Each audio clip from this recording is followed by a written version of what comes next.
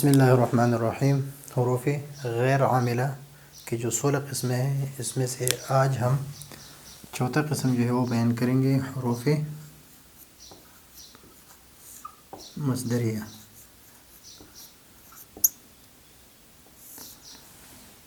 حروف مصدریہ وہ حروف ہے جو اپنے مدخول کو، یعنی جس پر یہ داخل ہوتا ہے،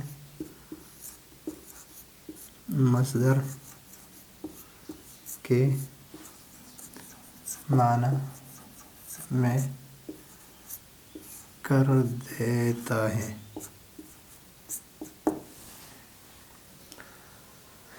حروف مصدریہ وہ حروف ہے یعنی جس پر یہ حروف مصدریہ داخل ہو تو اس یعنی اپنے مدخول کو مصدر کے معنی میں کر دیتا ہے۔ حروف مصدریہ 3 ہیں، ایک ہے ما، ایک ہے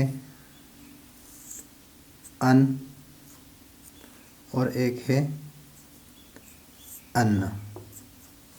یہ 3 ہیں حروف مصدریہ، یہ 3 ہیں۔ اس میں سے یہ 2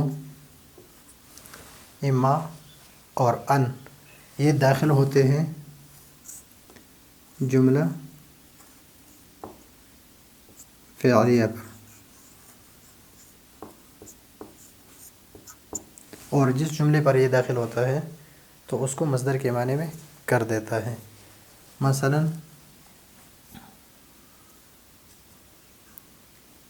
ما کی مثال ذاقت،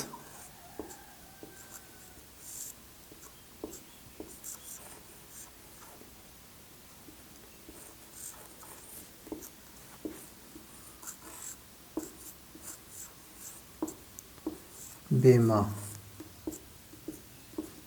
رحبت۔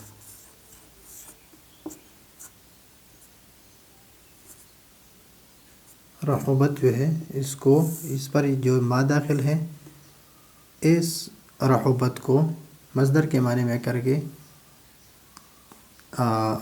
مجرور بناتا ہے حرف جر کے لیے۔ تو بما رحبت، یہ ما یہاں پر مصدریہ ہے۔ ان کی مثال جیسے اعجبنی،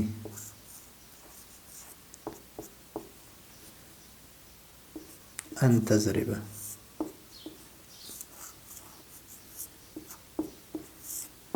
زیدن۔ تو ان تضرب زیدن، اعجبنی، ضربک، ضربک زیدن۔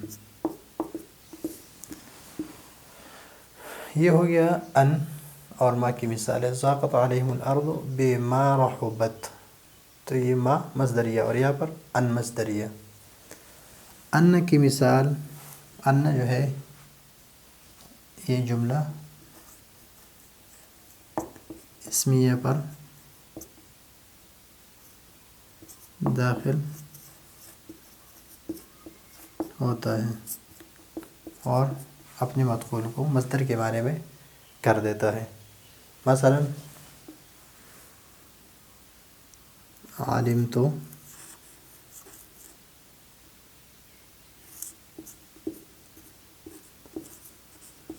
انک قائم،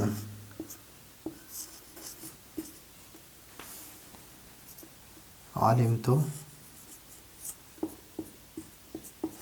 قیامک۔